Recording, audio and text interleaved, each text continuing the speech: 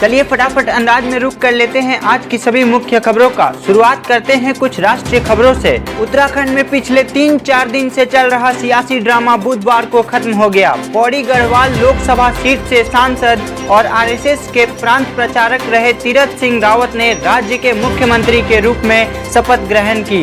इससे पहले देहरादून में हुई पार्टी विधायक दल की बैठक में उनके नाम पर मुहर लगी। एक दिन पहले मुख्यमंत्री पद से इस्तीफा देने वाले त्रिवेंद्र सिंह रावत ने ही मीटिंग में उनके नाम का प्रस्ताव रखा। अगली खबर बंगाल से है। दर्शकों को बता दें कि पश्चिम बंगाल की मुख्यमंत्री ममता बनर्जी नंदीग्राम में बुधवार शाम को घायल हो गयी। उन्हें पैर में चोट लगी है। उन्होंने नंदीग्राम से नाम दाखिल किया है। इस घटना के बाद ममता ने कहा कि उन्हें किसी ने धक्का दिया, इसी वजह से उन्हें चोट लगी। ममता के अनुसार वहां कोई लोकल पुलिस मौजूद नहीं थी। स्कॉर्पियन क्लास की सबमरीन आईएनएस करंज इंडियन नेवी के बेड़े में शामिल हो गई। मुंबई के नेवल डॉकयार्ड में एक कार्यक्रम के दौरान आईएनएस करंज को शामिल किया गया। इस दौरान नौसेना प्रमुख एडमिरल करमबीर सिंह और एडमिरल बीएस शेखावत भी मौजूद थे।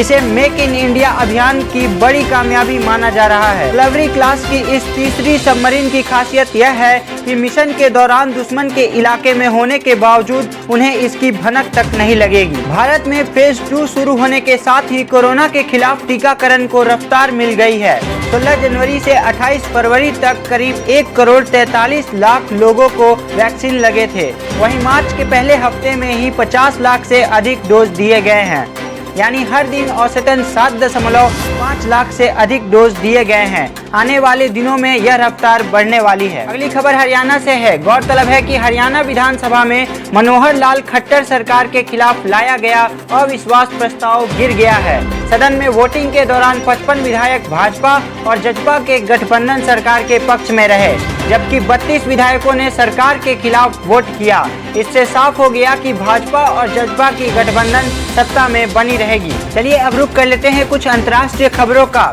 क्वाड्रिलेटरल फ्रेमवर्क के लीडर्स की पहली बैठक 12 मार्च को होने वाली है। यह समिट वर्चुअल होगी। विदेश मंत्रालय ने इसका ऐलान किया। प्रधानमंत्री नरेंद्र मोदी के अलावा इसमें अमेरिकी राष्ट्रपति जो बाइडेन, जापान के प्रधानमंत्री योशिहिदे सुगा और ऑस्ट्रेलिया के प्रधानमंत्री स्कॉट मॉरिसन शामिल होंगे।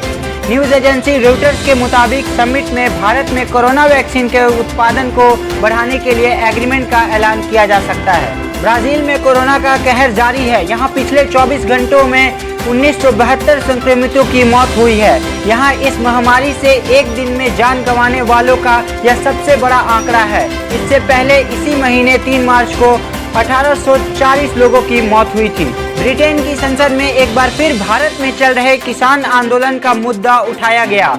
यूके ने दोहराया कि कृषि सुधार कानून भारत का घरेलू मामला है और लोकतंत्र में सुरक्षा बलों को कानून व्यवस्था लागू करने का अधिकार है।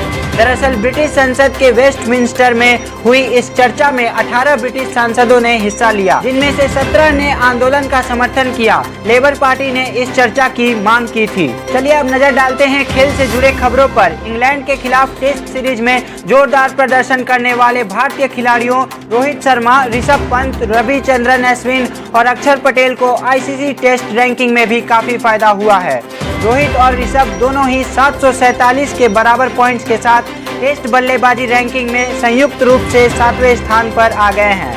वहीं गेंदबाजी में रविचंद्रन अश्विन दुनिया में दूसरे नंबर पर पहुंच गए हैं। टीम इंडिया के प्रमुख तेज गेंदबाज जसप्रीत बुमराह गोवा में टीवी एंकर संजना गणेशन से शादी कर सकते हैं। इसका कार्यक्रम 14 और 15 मार्च को हो सकता है। हालांकि इसकी कोई आधिकारिक घोषणा नहीं की गई है। भारत और इंग्लैंड के बीच 12 मार्च से अहमदाबाद में 5 मैचों की T20 सीरीज की शुरुआत हो रही है। सीरीज में लेग स्पिनर राहुल चहर को खेलने का मौका मिल सकता है। भारत आगामी कुछ सालों में ओलंपिक की मेजबानी करता हुआ दिख सकता है। दिल्ली के उप मुख्यमंत्री मनीष सिसोदिया ने कहा कि हमारी सरकार 2048 ओलंपिक गेम्स की मेजबानी के लिए बोली लगाएगी। आज के मुख्य खबरों में बस इतना ही। ऐसे ही फटाफट अंदाज में सभी खबरों को जानते रहने के लिए सब्सक्राइब करें न्यूज़ 7 ऑफिशियल के इस चैनल को। धन्यवाद।